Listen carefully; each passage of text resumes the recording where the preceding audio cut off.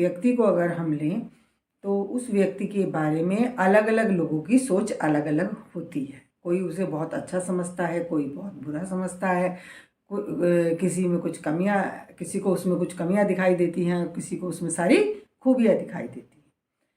तो जब हम एक सामने दिख रहा एक व्यक्ति होता है, उसी को हम एक सा नहीं मानते, एक सा नहीं समझते, बट वो व्यक्ति वही एक व्यक्ति होता है। उसे हम कुछ भी माने, लेकिन वो व्यक्ति एक ही है, वो 3 4 5 अलग नहीं है। अब हर व्यक्ति इस बात पे झगड़ा करने लग सकता है कि नहीं भाई वो तो बहुत ख़राब है, तुम कैसे उसे अच्छा कह रहे हो, और दूसरा इस बात पे झगड़ा करेगा कि भाई मैं कैसे मान लूँ, वो तो बहुत अच्छा व्यक्ति है। तो इसी तरह से एक समझ का फेर और हर व्यक्ति के साथ उस व्यक्ति का व्यवहार, उस व्यक्ति का रिलेशन, उस व्यक्ति की आत्मा का कनेक्शन, ये सब चीज़ें डिसाइड करवाती हैं कि कौन उसे क्या मानता है, कैसा मानता है। ऐसी ही चीज़ें हैं। अब मिठाई एक अच्छी चीज़ होती है खाने की, लेकिन कुछ लोग मिठाई पसंद नहीं करते हैं, तो वो मिठाई को क्या समझ रहे हैं कि मिठाई खराब चीज़ है। तो उनकी बॉडी जो है वो उसको उस रूप में नहीं ले रही होती है जिस रूप में दूसरों की बॉडी लेती है। सबकी बॉडी मिठाई को अलग अलग तरीके से लेती है। किसी को अच्छी लगती है मिठाई, किसी को नहीं अच्छी लगती है, किसी को कोई सी मिठाई अच्छी लगती है। तो देखिए, जो चीज़ें निर्जीव चीज़ मिठाई है उसके बारे में भी हम लोगों की राय अलग अलग होती है। तो इसलिए राय अलग होना कोई झगड़े का कारण है नहीं। जो जो मान रहा है ठीक है, ये बात हो सकती है। ठीक है या गलत है वो तो नहीं कह सकते, लेकिन मान्यताएं अलग अलग हो सकती है, क्योंकि हमारी बॉडी जो महसूस कर रही है वो अलग है, हमारी बॉडी अलग है। जैसे कलर ब्लाइंड होते हैं, कलर ब्लाइंड होते हैं तो उनको कलर नहीं दिखाई देते। तो अब यही झगड़ा हो जाएगा कि भाई हर चीज़ ब्लैक एंड वाइट है, नहीं भाई ये तो लाल है, ये तो पीली है। अरे भाई सब एक सी तो है, तुम क्यों इसको लाल पीली बता रहे हो, मुझे तो सब एक ही दिख रहा है। ये तो एक अच्छा पॉइंट निकल के आया कि चीज़ें हमें अलग अलग दिखाई देती है। तो जो सामने चीज़ रखी है वही हमें अलग दिखाई दे रही है। फिर स्वर्ग, नरक, ईश्वर, पूर्वजन्म, ये तो हमें दिखाई भी नहीं दे रहे हैं, बट इनका टाइम टू टाइम इंसान को एहसास हुआ है। अब चलिए, मैं पूर्व जन्म से हम लेते हैं। पूर्व जन्म होता है कि नहीं होता है? तो कई धर्मों में मानते हैं कि कोई पूर्व जन्म नहीं है, कोई अगला जन्म नहीं है, यही एक जन्म है। तो देखा जाए तो हिंदू इसमें भी ये बात बोली गई है कि ये एक मानव जन्म मिला है, इसी में जो करना है कर लो। जो एक ही जन्म का कॉन्सेप्ट है वो इसलिए है कि अभी तुम होश में हो, अभी तुम्हें मनुष्य का जन्म मिला है, इंसान का जन्म मिला है, और इसमें अगर तुम्हें कहीं ईश्वर का ज्ञान हो गया है और उस सर्किल में आप आ गए हैं कि जहाँ से आप ईश्वर को कनेक्ट कर सकते हैं, तो तुम बस अभी कर लो, फिर पता नहीं कब किन गुनाहों में निकल जाओगे, फिर उनके भोग पे निकल जाओगे। और फिर हिंदुइज्म में ये भी बोला गया है कि 84 लाख योनियों के बाद इंसान को जन्म मिलता है। अब ये मैं इसमें बिल्कुल एक्यूरेट मैं ऐसा नहीं मानती कि वो 84 लाख ही होंगी या कुछ कम ज़्यादा होंगी, क्या होंगी, इतना मैं नहीं, उसको डिटेल में जाने की ज़रूरत भी नहीं है। मतलब अगर हम देखें कि प्रकृति का एक सिस्टम चल रहा है, बारी बारी से सब हो रहा है, तो इतने तरह के कीटाणु, कीट पतंगे, जानवर सब होते हैं। तो कायदे में हम हर आत्मा का ये अगर हम माने कि हर आत्मा का ये बारी है, बारी बारी से वो सब जगह जाएगी। तो ये इस हिसाब से एक ही जन्म है, मनुष्य का एक ही जन्म मिला है, और वो भी जन्म मनुष्य का तब जब आपको ईश्वर का ज्ञान हो रहा है, होने वाला है, कोई मिल गया है या आप उसके करीब हैं, तब आप कर लें इसको। अभी नहीं करेंगे, गफलत में रहेंगे और गलत गलत कामों में लगे रहेंगे, तो फिर उसके भोग पे निकल जाएंगे अनंत काल के लिए। इसमें बेसिक बात जो ये है कि जन्म एक ही होता है। तो ये बात इस सेंस में भी कहीं भी हो सकती है कि अगर हम इंसान को कह दें कि आपके और भी जन्म हो सकते हैं, तो इंसान गलतियां करेगा, वो गलत करने से बचेगा नहीं कि चलो इस जन्म में नहीं हो रहा, अगले जन्म में कर लेंगे। तो वो आराम से गलतियां करता रह सकता है, दुष्टता करता रह सकता है। हालांकि जब उसे पता है कि एक ही जन्म है, और जिन धर्मों में कहा गया है कि एक ही जन्म है, वहाँ भी लोग बहुत गलतियाँ करते हैं, उनका व्यवहार बहुत गलत होता है और दूसरों को परेशान करते हैं, सताते हैं। सबसे ज़्यादा तो घर में होता है। तो इस बात पे कितना पक्का विश्वास है कि एक ही जन्म है? अगर एक ही जन्म में पक्का विश्वास है तो फिर इंसान को वो सब नहीं करना जो उसे नरक की तरफ ले जाता है, लेकिन हो रहा है। तो अब दूसरा पॉइंट आता है, ये मैंने ये बताना चाह रही हूँ कि धर्मों में जो मान्यताएं अलग अलग हैं। देखिए, चीज़ तो एक ही है, चीज़ तो एक ही है। ईश्वर जो भी है, अल्लाह, गॉड, वो जो भी है वो एक ही शक्ति है। वो ये नहीं है कि मैं ऐसा मान रहा हूँ, वो ऐसा मान रहा है, तो वो चीज़ें अलग अलग हो जाएंगी, अलग। तो स्वर्ग नरक जैसे भी हैं, जहाँ भी हैं, ये माना गया कि मरने के बाद स्वर्ग में जाएगा, नरक में जाएगा। कभी कभी तो जीते जी भी चला जाता है, वो जो बहुत अति कष्ट में होता है इंसान, तो हम उसे नरक मान सकते हैं। तो मरने के बाद जो स्वर्ग नरक का वर्णन किया गया है वो एग्जैक्टली वैसा ही होगा, इसमें थोड़ा डाउट है। लेकिन हाँ, स्वर्ग नरक है, ये बात हर धर्म में कही गई। हर धर्म में कि आप अपने कर्म जैसा करेंगे वैसा ही आपको स्वर्ग या नरक मिलेगा। हिंदुइज्म में भी स्वर्ग नरक का वर्णन है, काफ़ी डिटेल में है, और वहाँ भी यही माना जाता है कि मरने के बाद आप स्वर्ग में जाएंगे, नरक में जाएंगे। लेकिन बहुत लोगों को बाद में कुछ और एहसास हुआ। देखिए, ईश्वरीय एनर्जी है, ईश्वरीय ज्ञान है, ये आता रहता है, ये एक बार आ गया ऐसा नहीं होता है। जैसे साइंस है, रोज़ डेवलप होती रहती है, तो ईश्वरीय ज्ञान भी हमें उतना आता है जितने की हमारी कैपेसिटी होती है। हम जिस लेवल पे होते हैं उस लेवल का ईश्वरीय ज्ञान हमें आता है। जैसे अगर ब्लैक एंड वाइट किसी को दिखता है, कलर ब्लाइंड है कोई, तो उसे कलर ब्लाइंड मतलब उसे ब्लैक एंड वाइट ही दिखने वाला है, तो उसकी अपनी कैपेसिटी से उसने रंगों को देखा। ऐसे ही ईश्वर को जो हम देखते हैं या स्वर्ग नरक को जो हम देखते हैं, वो हमारी अपनी क्या कैपेसिटी है, हमारी क्या मान्यताएं हैं, हमारी क्या ठोसता है। जो मैं कहती रही हूँ कि जीवन का असर हमारे ऊपर इतना ठोस हो जाता है कि हमें जो दिखाया जाता है, जो टीचिंग हमारी की जाती है, हम उसको सही मान लेते हैं और वो कहीं बहुत गहरे हमारे अंदर बैठ जाती है। फिर हम और कुछ सोचना नहीं चाहते, सोच ही नहीं पाते हैं, सोच ही नहीं सकते हैं जब तक वो सफाई हमारी ना हो। जो ठोसता हमारे अंदर बैठ गई है वो जब तक हमारी दूर ना हो, उसका उपाय मैं बताती रही।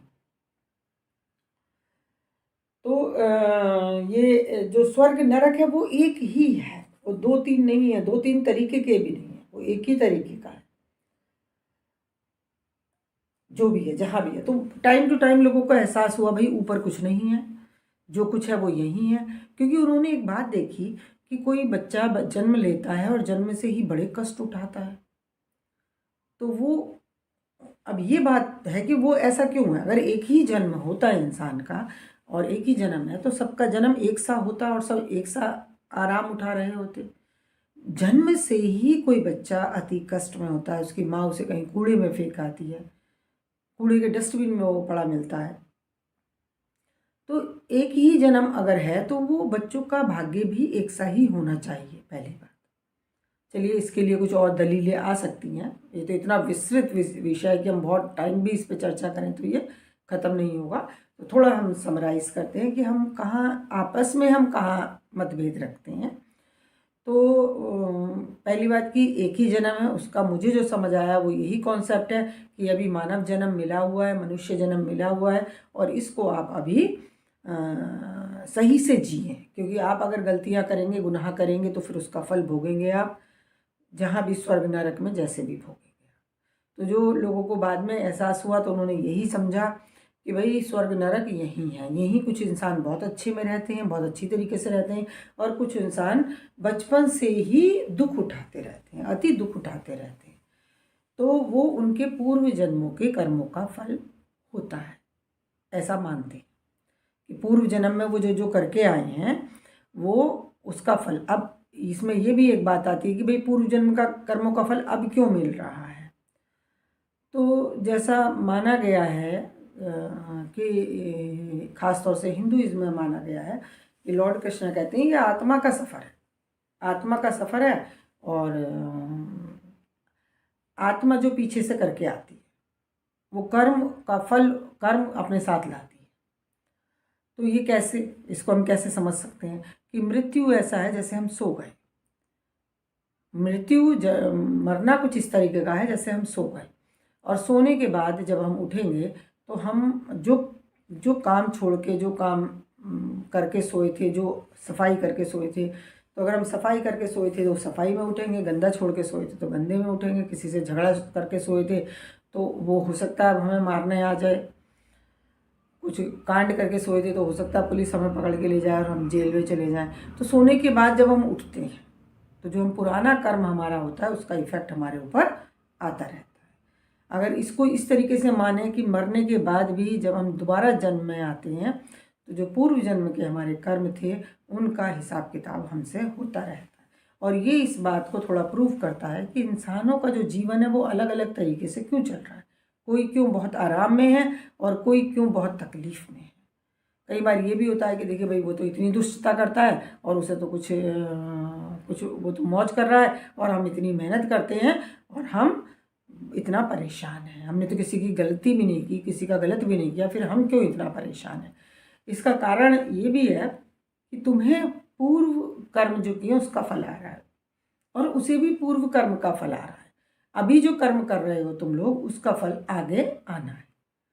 जैसे जो हमने पिछले साल गेहूं अनाज उगाया था उसे हम अब खा रहे हैं, और अब जो हम अनाज उगा रहे हैं वो हम अगले साल खाएंगे। जो शरीर हमने पहले बनाया था अच्छा हेल्थ जिम जा कर के, तो वो हम अब शरीर हमारा स्वस्थ है, और आज जो हम खा रहे हैं वो हमारा आगे होगा। उससे बीमारी होगी, उससे जो भी परेशानी होगी या अच्छा होगा वो आगे होगा हमारे साथ में। अभी हम पिछला खा रहे हैं। ये हर जगह दिखाई दे रहा है, अगर इसको देखें तो इसको ये चीज़ हर जगह ऐसे हो रही है। अब जैसे कोई मान लीजिए कोई फूल हैं, बहुत सारे फूल हैं, गुलाब के फूल हैं, वो बहुत एक जगह गड्ढे में दबा दिए, वो सड़ गए, गल गए, वहीं पे वो हो गए। तो उनकी जो मिट्टी बनेगी उस मिट्टी में जो गुण होंगे उसमें कहीं ना कहीं गुलाब की प्रॉपर्टीज़ होंगी। वो चीज़ उसके अंदर जनरली कहीं ना कहीं आएगी। और बीज जब होता है, बीज में भी सारी प्रॉपर्टीज़ वो आती हैं।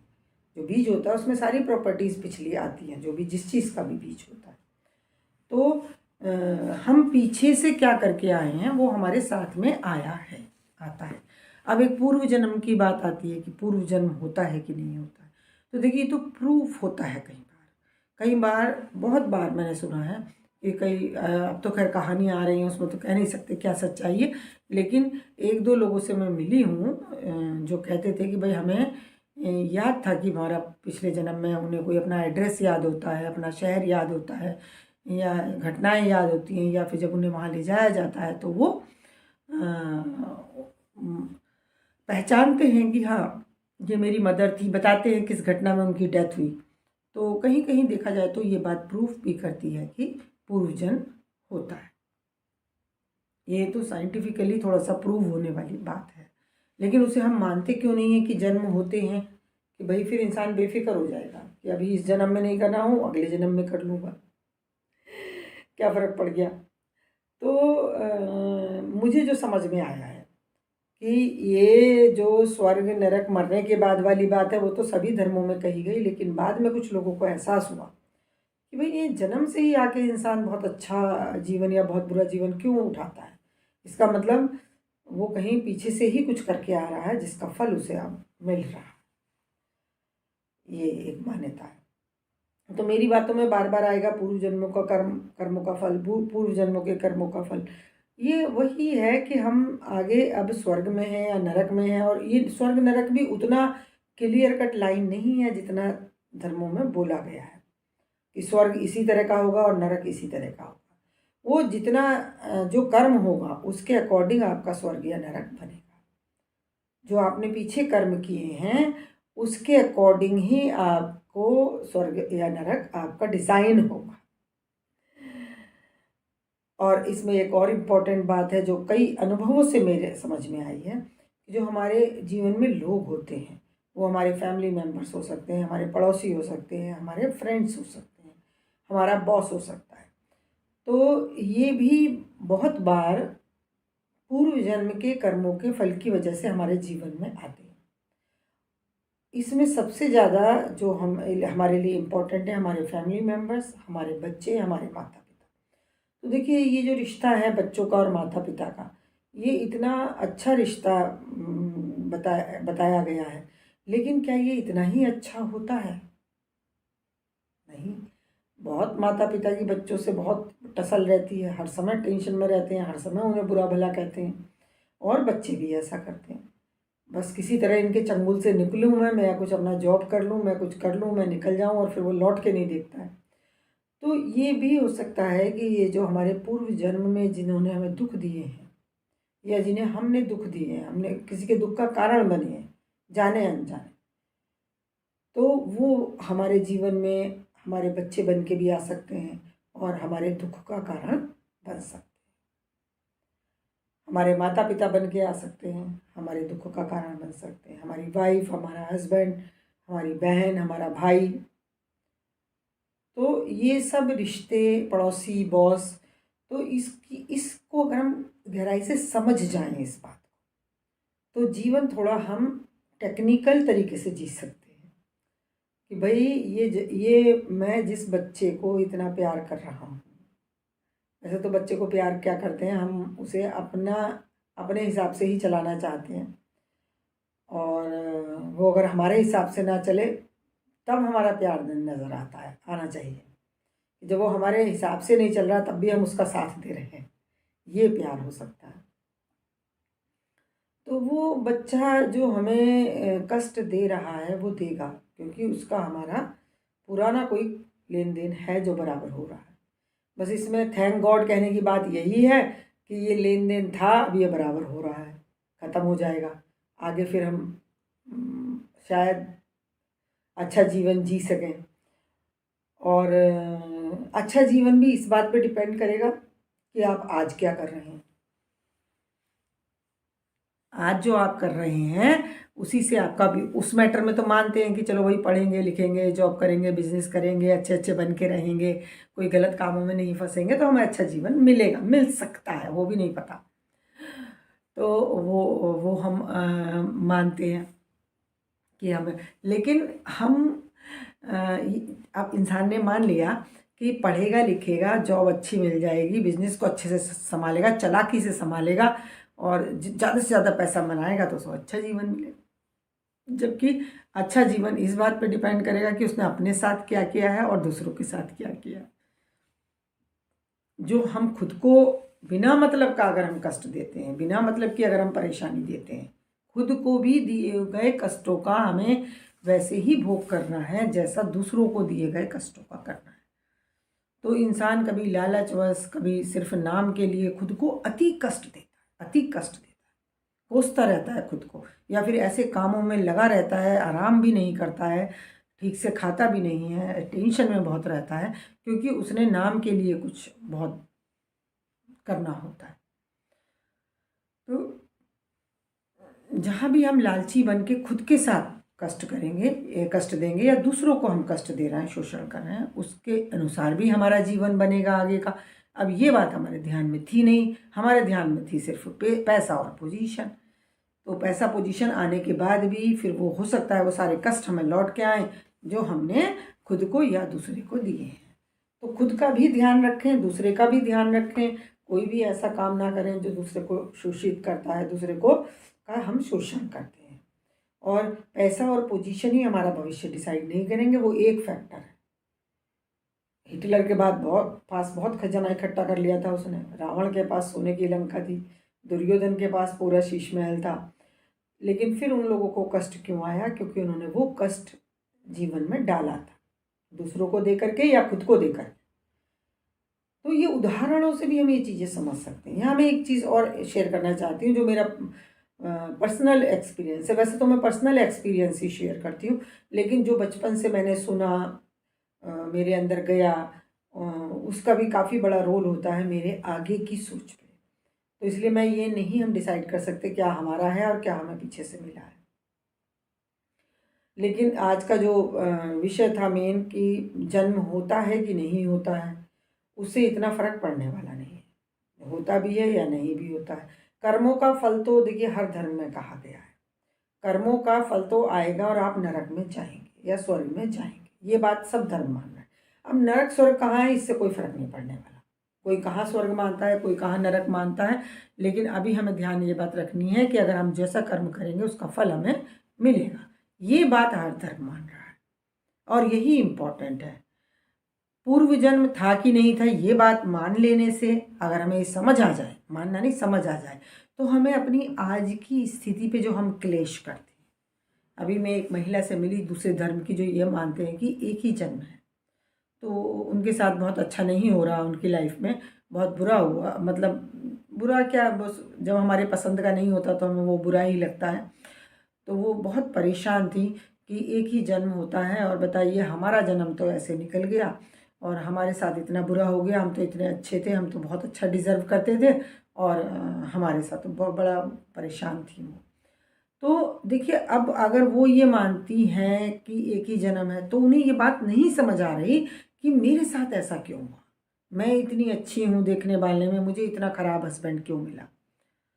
अब ये बात उन्हें समझ नहीं आ रही।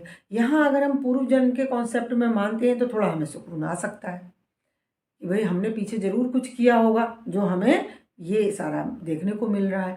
तो इससे हम सब्र कर सकते हैं कि भाई हमारे पूर्व जन्मों के कुछ कर्म रहे हैं, वो हमें अब आ रहे हैं। और ये भी प्रूव करता है फिर कि स्वर्ग नरक यही है, क्योंकि जैसे उनकी लाइफ आप चारों तरफ देख लीजिए, हजारों लोग भरे पड़े हैं कि जिनकी जीवन शुरू से और आखिर तक बड़ा कष्टदायक है, बड़ा कष्टदायक है।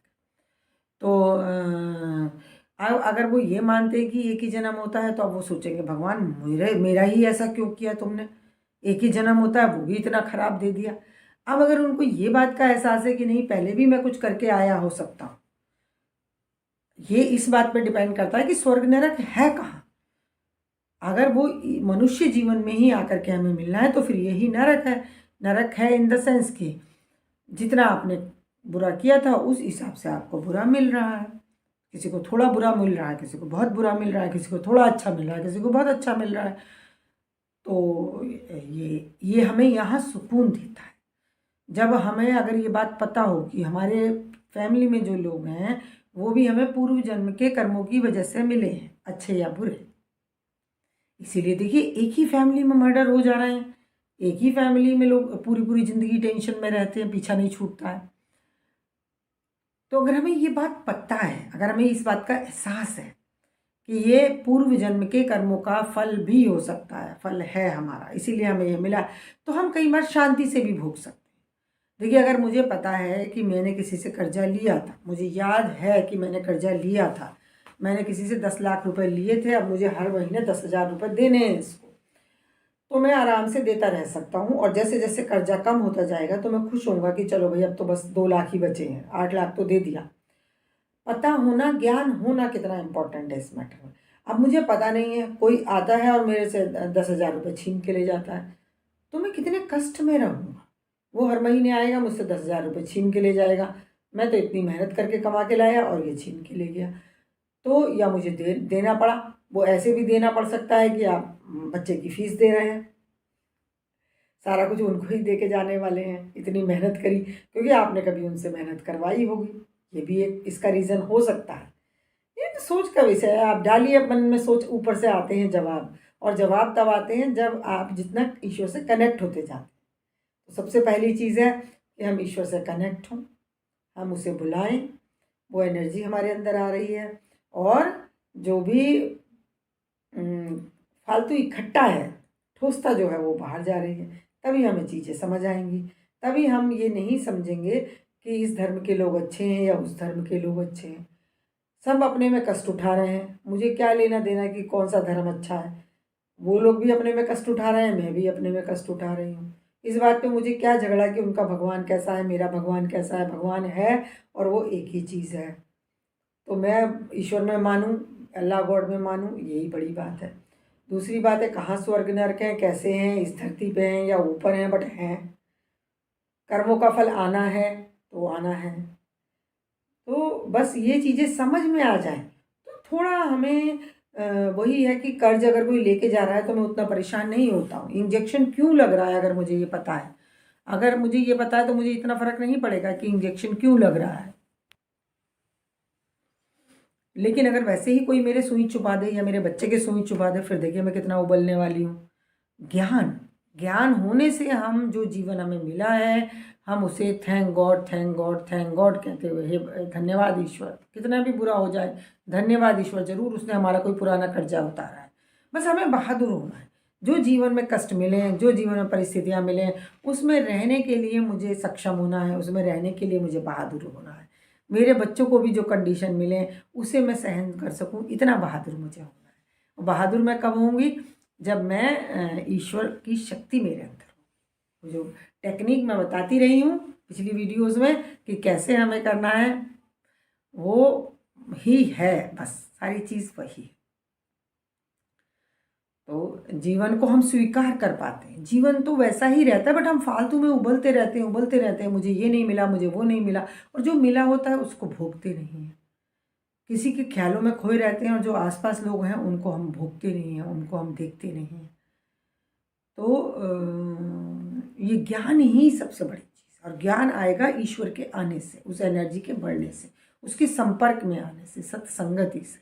सत्संगति का मतलब देखने में सज्जन नहीं, कभी कभी बड़े दुर्जन होते हैं जो देखने में सज्जन होते हैं, तो देखने में सज्जन नहीं,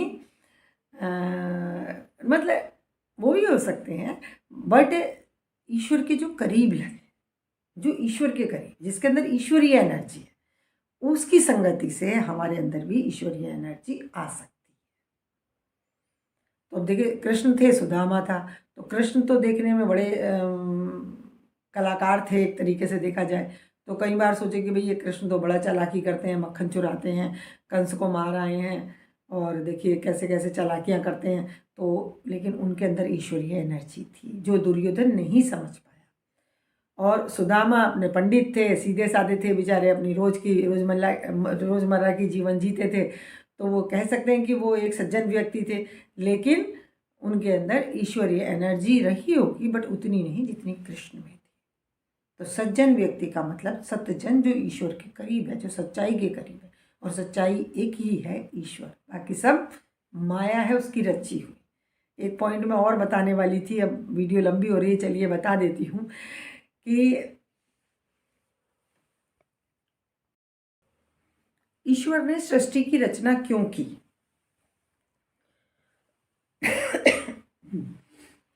ये एक बच्चे ने मेरे से क्वेश्चन पूछा था कि ईश्वर ने सृष्टि की रचना क्यों की, क्यों बनाया संसार। तो मैंने कहा देखो भाई अभी तो मुझे इसका ज्ञान नहीं है, जब जवाब आएगा तब बताऊंगी, कभी अगर समझ में आया तो बताऊंगी। और इसके कुछ दिन बाद, पता नहीं कितने दिन बाद, मुझे एक बात समझ में आई कि आज साइंटिस्ट कहते हैं कि कभी बड़ा बैंग हुआ, धमाका हुआ, और तब सृष्टि की रचना हुई। और हमारे यहाँ भी कुछ ऐसे ही माना जाता है। तो ये धमाका क्यों हुआ, तो मेरी समझ में जो बात आई वो ये है कि जो सुप्रीम एनर्जी है ईश्वर गॉड, वो सुप्रीम है, और उसकी शायद ये क्वालिटी है कि वो बढ़ती रहती है, बढ़ती रहती है, बढ़ती रहती है। जैसे खरगोश के दांत बढ़ते रहते हैं, चूहे के दांत बढ़ते रहते हैं, अगर वो कुतरे नहीं, लगातार ना कुतरे, तो फिर वो कुछ ना कुछ काटे नहीं, तो उनके दांत बढ़ के शायद मुंह के बाहर निकल सकते हैं। तो यहाँ मुझे ये एक कॉन्सेप्ट समझ में आया कि वो एनर्जी इतना बढ़ गई कि वो एक बलून की तरह फट गई, धमाका हुआ, और उसमें से सृष्टि बनी। वो देखिए एक ये भी होता है कि सृष्टि, जैसे माँ के पेट में एक बच्चा होता है, वो बढ़ता रहता है, बढ़ता रहता है, बढ़ता रहता है, और एक टाइम ऐसा आता है कि उसे लेबर पेन होते हैं और बच्चा फिर जन्म लेता है। और कोई कॉम्प्लिकेशंस हो जाए अगर, तो बच्चा जन्म ना ले पा रहा हो, तो वो माँ की भी मृत्यु का कारण बन जाता है। कितना ये जो बढ़ने का जो सिस्टम है कितना प्रभावशाली है। तो वो जो एनर्जी जो बढ़ रही थी उसमें बड़ा धमाका होके वो सृष्टि की रचना हो गई। तो अब सवाल ये बनता है कि सृष्टि की रचना क्यों हुई। तो ये बड़ा अजीब, मुझे जब ये अनुभव हुआ तब मुझे ये बड़ा एहसास हुआ और बहुत अजीब महसूस हुआ कि वो एनर्जी के इस्तेमाल के लिए सृष्टि की रचना हुई। कोई कहता है मेरे जीवन का क्या उद्देश्य है। वैसे तो हमारे जीवन का उद्देश्य बस इतना ही था, जंगल में हम एक दूसरे को खाते रहें और जन्म लेते रहें, यही था। जंगल में जानवर क्या कर रहे हैं, कुछ जानवर केवल पेड़ पौधे खाते हैं तो वो चीज़ें कम होती रहती हैं, बैलेंस में रहती हैं, और कुछ जानवर दूसरे जानवरों को खाते रहते हैं तो वो सृष्टि बैलेंस में रहती है। ये ना हो कि छोटे जानवर बहुत बढ़ जाएं तो बड़े जानवर बना दिया, शेर बना दिया, वो खा लेता है, इंसान है दोनों को खाने वाला बना दिया। और इंसान भी खाने वाली चीज़ ही था, जंगल में होता तो दूसरे जानवर उसको खा लेते। अब इसीलिए सृष्टि की रचना हुई कि ये एनर्जी इस्तेमाल होती रहे। ये जो हम झगड़े कर रहे हैं, लड़ाइयाँ कर रहे हैं, सोच रहे हैं, भाग दौड़ मचा रहे हैं, जी रहे हैं, ये सब उस एनर्जी का इस्तेमाल हो रहा है। इसीलिए ये रुकता नहीं। हम कितनी भी कोशिश कर लें कि शांति से रहें, शांति से नहीं रह पाते हैं, क्योंकि हमें उस एनर्जी का इस्तेमाल करना है। वो बढ़ रही है लगातार, इसीलिए हमारी रचना हुई है। बाकी जो उद्देश्य होते हैं वो हमारे छोटे छोटे होते हैं कि जब हम लोगों को भला करें, लोगों को बताएं, वो दुख में जा रहे हैं, ये हमारे इस तरह के छोटे छोटे प्रयास हैं। बाकी जो हमारा मेन उद्देश्य था वो यही था कि वो एनर्जी इस्तेमाल हो और सबको एक दूसरे का खाना बना करके भगवान ने उस सृष्टि में जन्म हुआ है। और वही हमारे जीवन का पर्पस था कि हमारे थ्रू उस एनर्जी का इस्तेमाल होता है। चलिए अब इस टॉपिक को फिर किसी और वीडियो में कवर करेंगे। Thank you friends.